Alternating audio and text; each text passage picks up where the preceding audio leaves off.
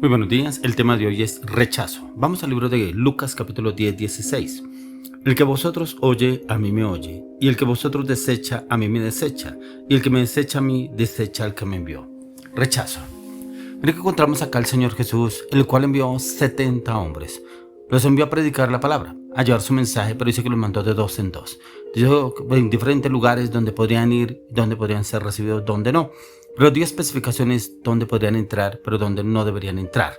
Pero también dio especificaciones quienes no los recibieran a ellos, no recibirían al Señor. O sea, recibirían rechazo. ¿Y rechazo por qué? Porque llevarían el mensaje del Señor, ¿cierto? No serían rechazados ellos, sino al que los envió.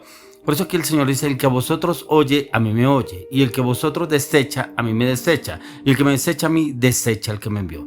Yo encontraba en el rechazo que muchas personas pensarían devocional lo hará de pronto porque yo he recibido rechazo por parte de mi papá, o de mi mamá, de mi esposa, mi esposo, un amigo, un familiar, de mis hijos, de mi familia, del entorno. Pero no, aquí el rechazo se refiere a quienes nos rechazan a usted y a mí por llevar el evangelio, por llevar la palabra de Dios. Si el mismo Señor Jesús lo rechazaron los de su propio pueblo, lo rechazaron, no recibieron, no aceptaron que él era el Mesías, que él era el enviado del Padre, no lo recibieron, no lo aceptaron y lo rechazaron. Por eso el Señor se fue tras los gentiles a predicar y llevar su mensaje, la palabra de Dios, porque lo rechazaron, pero porque lo rechazaron al Señor no se indignó él, no de pronto se sintió afligido, angustiado, deprimido, no, al contrario, se fue hacia los gentiles que sí estaba viendo el Señor, que ellos sí tenían hambre y sed del Señor, hambre y sed de justicia, pero también hambre de conocer de la palabra del Señor y cómo ellos lo recibieron tan abiertamente y tan esperanzados en la respuesta que el Señor les llevaría. Y encontramos que el que oye al Señor nos oye a usted y a mí. Pero muchos vamos esperando que nos acepten. Es que voy a hablar de la palabra de Dios, voy a llevar un mensaje, voy a orar por tal persona. Y nos rechazan y automáticamente nos sentimos indignados. ¿Pero qué le pasa? Trate que vengo a orar por esa persona, trate que vengo a traer un mensaje, trate que vengo a traer una palabra, me rechaza.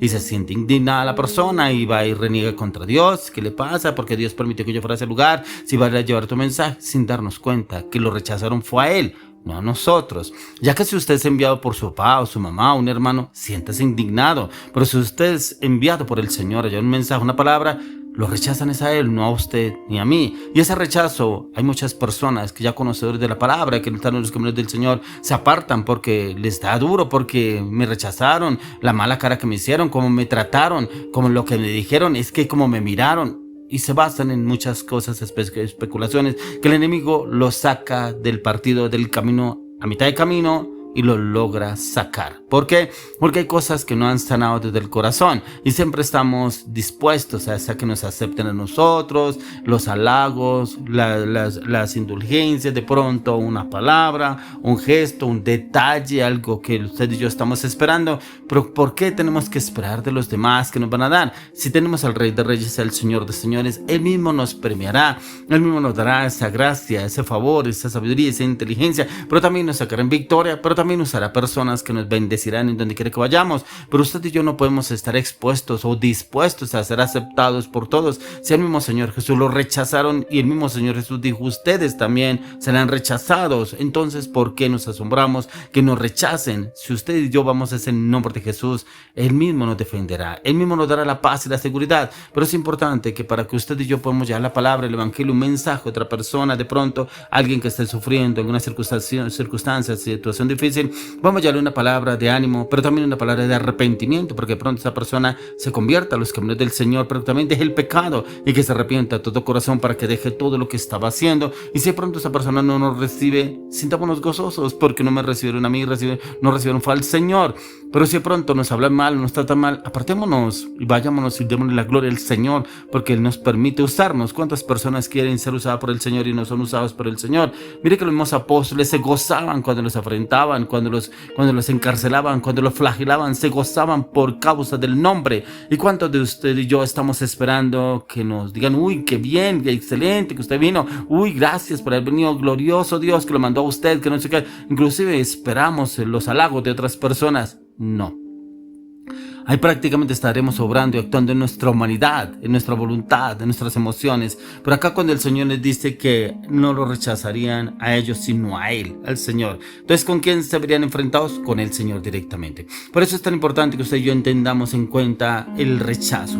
Por eso hay fisuras todavía en el corazón, en la mente, en el carácter, las palabras, la voluntad. Es porque hay cosas en las cuales usted realmente no ha sanado. Heridas de su infancia, heridas con sus padres, heridas con sus progenitores, heridas de pronto de alguien que lo rechazó, abusó de usted, lo trató mal, o heridas que hay todavía de cosas que usted vivió en su pasado, pero no han sanado y como que usted espera que no sea rechazado cuando lleva la palabra del Señor. Y son heridas que tenemos que llevar a la presencia del Señor y pedirle al Señor que sane esas heridas. Y eso solamente lo puede hacer el Espíritu Santo entrando en ese lugar que usted y yo fuimos de pronto en un momento rechazados, y viene el Señor y nos da esa firmeza, esa convicción, esa determinación, porque somos lavados con la sangre de Cristo, y viene el Señor Jesús y nos restaura, nos redime, nos reforma, nos restaura en todas las áreas de la vida del corazón, y el Espíritu Santo nos da fortaleza, convicción, firmeza y determinación a la luz de las Escrituras.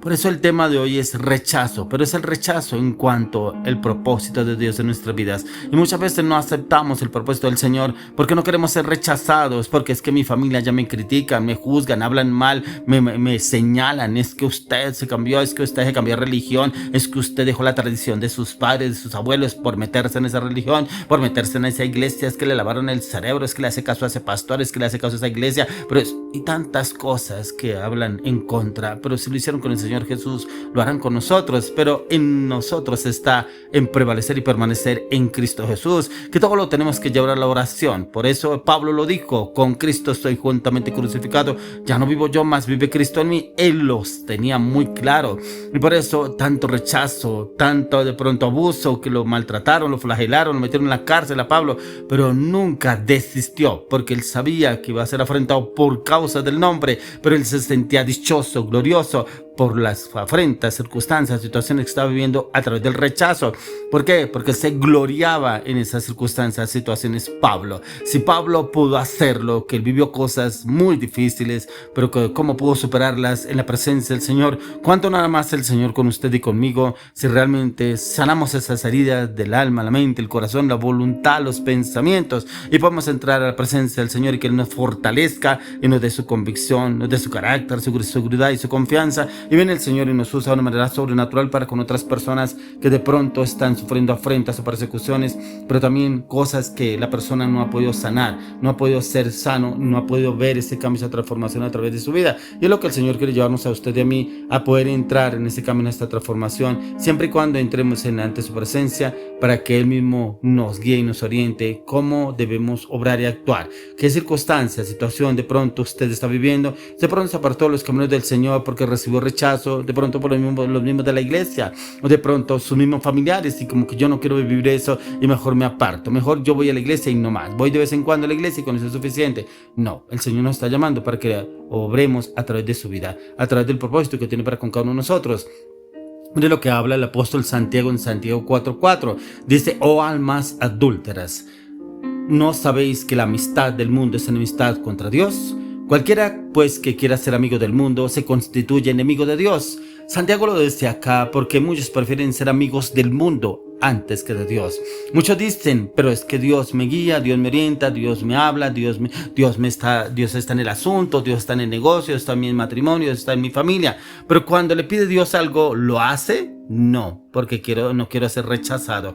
No, porque no quiero ser afrentado por otras personas. No, porque no quiero ser juzgado por los demás. Entonces prefiero solamente asistir a la iglesia los domingos, ¿cierto? Y con lo que recibo el domingo es suficiente. No oro, no leo, no ayuno, no medito, no estudio la palabra. Entonces como que eso para mí es suficiente y como que estoy bien delante de Dios. No estamos bien delante del Señor, porque el Señor quiere que llevemos el mensaje, la palabra. Y es precisamente porque hay cosas que no han sanado, no hemos muerto a esa parte. Y como que preferimos la amistad del mundo y la enemistad con Dios, ¿cierto? Porque prefiero agradarle más al mundo que a Dios, porque en el mundo no me rechaza. Y si me rechazan, puedo reconciliarme fácil con esa persona, ¿cierto? Pero con Dios no. Aquí nos habla Santiago que es importante que tengamos en cuenta a quién realmente estamos sirviendo, si al mundo o a Dios, y si hay realmente un cambio en nuestra mente, en nuestros corazones, y qué es lo que el Señor quiere hacer a través de nuestras vidas, y qué es lo que estamos haciendo realmente para agradarle primeramente a Dios, no al mundo. Y si le agradamos a Dios, le agradaremos al mundo, y si no le agradamos al mundo, tenemos al Señor. Por eso en 1 Pedro 2, 4 al 7 lo dice: